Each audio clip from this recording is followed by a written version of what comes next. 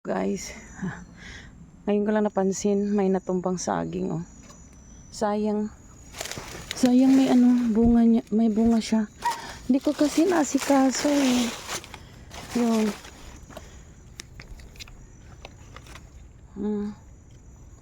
Ang liit pa. Hindi ko kasi naasikaso. Sayang talaga. Hindi ko naasikaso, guys. Kasi ang busy ko. Yun pala. Mayroon pa doon. Para matumba yata yun. Kung hindi ko tatalian. Tatalian ko ito mamaya, guys. Oh my God, ang daming hinog na saging. Wow. Kita nyo yan, guys. Yun. Yun. Yun. May hinog na, oh. Tika lang. Ito, oh.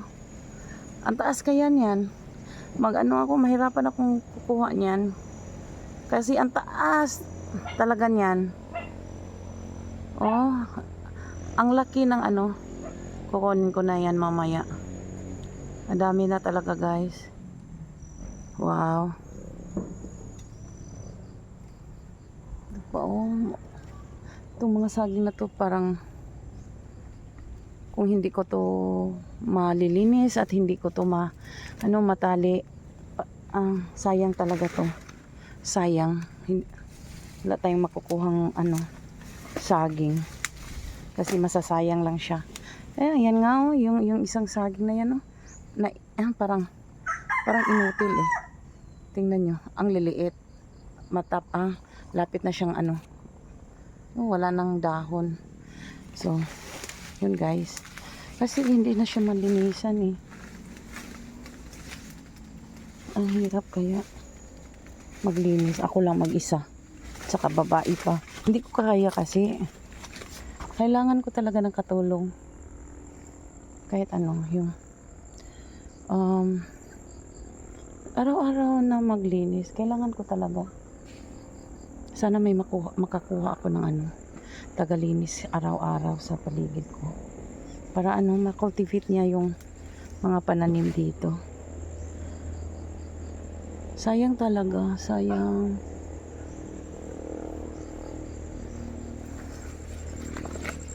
Grabe. Sayang sa saging natumba. Yun, mga parang tundan or lakatan yata yung natumba. Yun, kukunin ko yan. Dami na palang hinog. Dami na pala. Ang hirap kasi kunin. Ang tataas ng yung yun? Yung saging na yun, ang taas. Ang haba ba? Ang haba. At saka ang laki kasi ng pag pinutol ko yan, doon ako sa baba kasi yun lang maabot ko.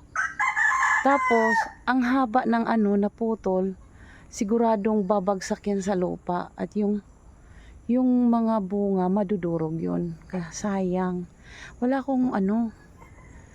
akong katulong na magkuha ng saging. Babagsak talaga yan sa madudurog yan.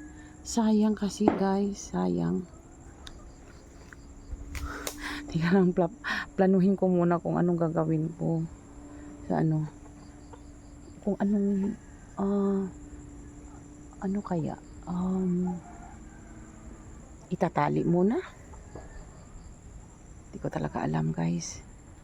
Hindi ko talaga alam gawin ko. Ayun, umaambon na naman. Maglalabas sana ako. Umaambon na. Hindi pa nga ako nakapag-start eh. Umaambon na.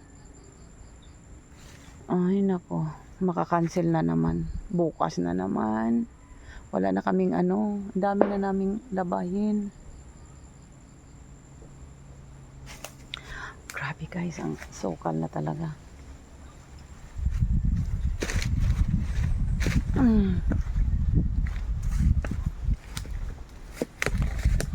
May chicken doon, oh, na May chicken.